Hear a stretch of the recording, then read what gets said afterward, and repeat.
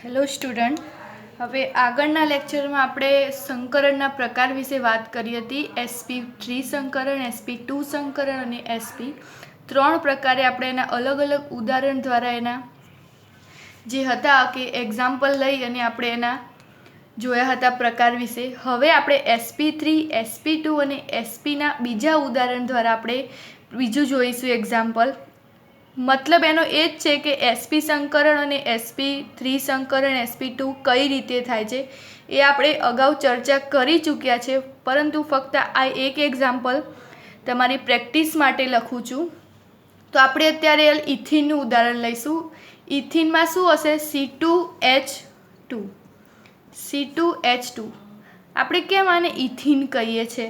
તો એનું રીઝન છે કે કાર્બન કાર્બન વચ્ચે ત્રિબંધ હોય તો એને આપણે શું કહીશું? ઇથિન કહીશું. બરાબર. હવે અહીંયા બે કાર્બન છે અને બે હાઇડ્રોજન છે. તો હવે આપણે કાર્બનની ઇલેક્ટ્રોન રચના લખીએ. તો શું છે એની ઇલેક્ટ્રોન રચના? 1s2, 2s2, 2px1, 2py1 અને 2pz0. હવે શું થશે? જ્યારે કાર્બનને આપણે ઉર્જા આપીશું એટલે શું થશે? ઉત્તેજિત અવસ્થામાં આવશે. ઉત્તેજિત અવસ્થા માટે મેં શું લખ્યું? C સ્ટાર લખ્યું. આપણે આગળ પણ આની વાત કરી ચૂક્યા છીએ. તો ઉત્તેજિત અવસ્થામાં આવશે એટલે શું થશે કે આ 2sમાં જે બે કાર્બન હતા એ બે કાર્બનમાંથી એક ઇલેક્ટ્રોન ક્યાં જશે? 2pzમાં. C સ્ટાર એટલે કે કાર્બન જ્યારે ઉત્તેજિત અવસ્થામાં આવે છે ત્યારે 2sમાંનો એક ઇલેક્ટ્રોન ક્યાં જતો રહેશે? 2pzમાં. તો એની ઉત્તેજિત અવસ્થા આવી થશે કે 1s2, 2s1, 2px1, 2py1 અને આમાં બે હતા એમાંથી ક્યાં જતો રહ્યો? એક ઝેડમાં. તો અહીંયા ઝેડમાં શું આવશે? 2pz1. આ આપણી શુદ્ધ અવસ્થા લખી હતી કે 1s2, 2s2, 2px1, 2py1 અને 2pzમાં ખાલી રાખી છે, 0 છે માટે. ઉત્તેજિત અવસ્થામાં શું લખ્યું છે?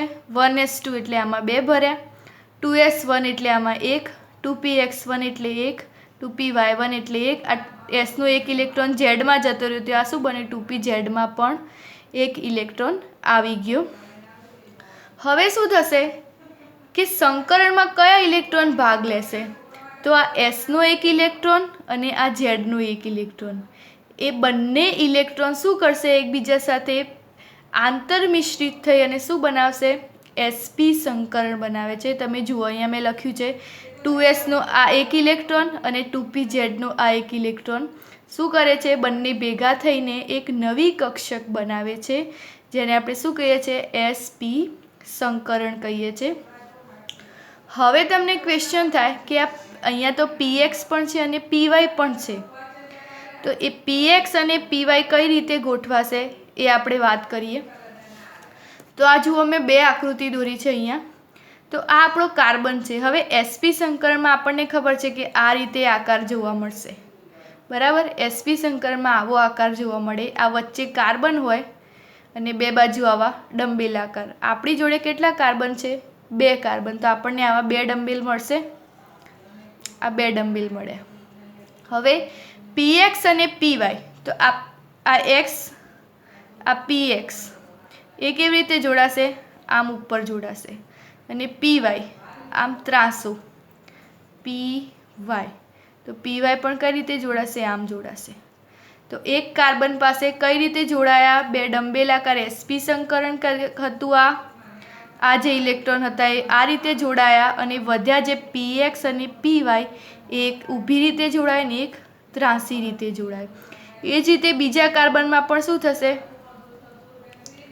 આ px અને આ py, આ px અને આ py, આ શું હતો? sp સંકરણ. તો આપણને ખબર પડી ગઈ કે આ જે કાર્બન હતો એમાં આ જે px અને py બંને આ રીતે ગોઠવાશે. તો આ બે કાર્બનની રચના મેં અહીંયા દોરી છે. હવે શું થશે? આપણને અહીંયા બે પ્રકારના બંધ જોવા મળશે. એક તો સિગ્મા બંધ અને બીજો પાઈ બંધ. તો હવે આપણે જોઈશું કે સિગ્મા સિગ્મા બંધ કોની વચ્ચે રચાશે અને પાઈ બંધ કોની વચ્ચે રચાશે. તો આ જે કાર્બનના બે અણુઓ હતા એ કાર્બનના બે અણુઓ શું થઈ જશે? એકબીજા સાથે જોડાઈ જશે. એટલે જુઓ અહીંયા બંને શું થઈ ગયા, જોડાઈ ગયા. એટલે અહીંયા કયો બંધ રચ્યો, આમ આડી રીતે જોડાયા તો અહીંયા કયો બંધ રચાય, સિગ્મા બંધ. પછી આ કાર્બન પાસે એક હાઇડ્રોજન છે તો એ હાઇડ્રોજન ક્યાં જોડાશે, અહીંયા જોડાશે. એની 1s કક્ષક છે તો અહીંયા કયું, અહીંયા પણ શું થશે, આડી રીતે જોવા મળશે તો અહીંયા પણ એક સિગ્મા બંધ. આ કાર્બન જોડે એક હાઇડ્રોજન તો એક હાઇડ્રોજન ક્યાં જોડાયો, અહીંયા જોડાયો તો અહીંયા પણ આડી રીતે બંધ બનશે એટલે કયો બંધ બનશે, સિગ્મા બંધ બનશે. તો આ રચનામાં કેટલા બંધ જોવા મળ્યા, 3 સિગ્મા બંધ જોવા મળ્યા. કોની કોની વચ્ચે, તો sp અને બીજી s કક્ષક. આમાં sp અને બીજી h કક્ષક સાથે આ 2 સિગ્મા બંધ જોવા મળે. અને આ કક્ષક, આ સિગ્મા બંધ કોની વચ્ચે જોવા મળ્યો, તો sp sp સંકરણ વચ્ચે જોવા મળ્યો. એક આ કાર્બનનો sp અને બીજો આ કાર્બનનો sp. તો અહીંયા કેટલા સિગ્મા બંધ મળે આપણને, 3 સિગ્મા બંધ. આપણને ખબર છે કે આડી રીતે જો જોડાય તો ત્યાં શું મળશે, સિગ્મા બંધ. અને જો ઊભી રીતે જોડાય તો ક્યાં શું મળશે, પાઈ બંધ. તો આપણે સિગ્મા બંધ તો ફાઇન્ડ કરી દીધા. હવે પાઈ બંધ જોઈશું. પાઈ બંધ ક્યાં જોવા મળશે, તો આ px px વચ્ચે અને py py વચ્ચે. અહીંયા પણ px px અને py py. તો અહીંયા પણ પાઈ બંધ અને અહીંયા પણ પાઈ બંધ જોવા મળ્યા. તો જુઓ આ કાર્બન અને કાર્બન, તો અહીંયા શું જોવા મળ્યો, સિગ્મા બંધ. તો મેં અહીંયા એક સિગ્મા બંધ લખી દીધો. પછી જુઓ એક ઉપર px py વચ્ચે એક પાઈ બંધ અને એક નીચે px py વચ્ચે પાઈ બંધ. અને અહીંયા શું મળ્યો, સિગ્મા બંધ. તો h સિગ્મા બંધ અને અહીંયા h સિગ્મા બંધ. તો આપણી રચના આ રીતે જોવા મળે છે કે ઇથિનમાં sp સંકરણમાં 3 સિગ્મા બંધ જોવા મળે છે અને 2 પાઈ બંધ જોવા મળે છે. તો આ એક ઉદાહરણ હતું ઇથિનનું, કે ઇથિનમાં sp સંકરણનું આપણે ઉદાહરણ જોઈ લીધું. આમાં sp3 અને sp2 પણ આપેલા છે જે આપણે અગાઉ ચર્ચા કરી ચૂક્યા છે એવા જ છે, માટે હું અહીંયા દર્શાવતી નથી. અને આપણે આગળના ટોપિક વિશે હવે વાત કરીશું. તો જોઈએ હવે આગળનો ટોપિક. જોઈએ હવે આપણે આગળનો ટોપિક શું છે કે ડી કક્ષકોનો સમાવેશ કરતા તત્વોનું સંકરણ. એનો મતલબ શું થયો કે જેમ S અને P કક્ષકો સંકરણમાં ભાગ લેતી હતી એમ હવે ડી કક્ષકો પણ સંકરણમાં ભાગ લેશે. તો આપણે જોઈએ કે કઈ કઈ કક્ષકો વચ્ચે સંકરણ પોસિબલ છે. તો 3D, 3S, 3D અને 3P. આ 3 કક્ષકો વચ્ચે SP, SP અને D સંકરણ પોસિબલ છે. બીજી 3D, 4S અને 4P કક્ષકો વચ્ચે પણ સંકરણ પોસિબલ છે. બીજી કક્ષકો માટે એટલા માટે સંકરણ પોસિબલ નથી કે એ વચ્ચે ઉર્જાનો તફાવત કેવો હશે, વધારે હશે. અને આપણે સંકરણમાં વાત કરી હતી કે જેમાં ઉર્જાનો તફાવત ઓછો હશે એ જ કક્ષકો સંકરણમાં ભાગ લઈ શકશે. તો હવે આપણે જોઈએ કે sp3D કક્ષકોની રચના જોઈએ હવે આપણે. તો એમાં મેં ઉદાહરણ લીધું છે PCl5. તો હવે P એટલે કે ફોસ્ફરસની ઇલેક્ટ્રોન રચના આપણે જોઈએ કે નિયોન 3s2 3p3 છે. તો મેં અહીંયા ઇલેક્ટ્રોન ભરી દીધા. 3sમાં 2 ઇલેક્ટ્રોન, pxમાં 1, pyમાં 1 અને pzમાં 1. આ શું હતી, એની શુદ્ધ ઇલેક્ટ્રોન રચના. આપણે આગળ જોયું એમ જ. હવે વાત કરીશું એની ઉત્તેજિત અવસ્થાની, એટલે કે કાર્બનની જેમ આને પણ આપણે ઉર્જા આપીશું એટલે એ શું થશે, ઉત્તેજિત થશે. ઉત્તેજિત થશે એટલે આ 3sમાંનો એક ઇલેક્ટ્રોન ક્યાં જતો રહેશે, ડી કક્ષકમાં. 3sમાંનો એક ઇલેક્ટ્રોન ક્યાં જતો રહેશે, ડી કક્ષકમાં. તો ઉત્તેજિત અવસ્થા કંઈક આ રીતે મળશે. એક ઇલેક્ટ્રોન અહીંયા, 3 અહીંયા અને એક આ ક્યાં આવી ગયો, ડી કક્ષકમાં આવી ગયો. હવે તમે જુઓ કે કેટલી કક્ષકો થઈ, 1 2 3 4 અને 5. આ 5 ઇલેક્ટ્રોન શું કરશે, ભેગા મળી અને શું થશે, એક નવી કક્ષક બનાવશે। એમાં તમે જુઓ કે આ એસનો 1 ઇલેક્ટ્રોન છે, પીની 3 ઇલેક્ટ્રોન છે અને ડીની 1 છે।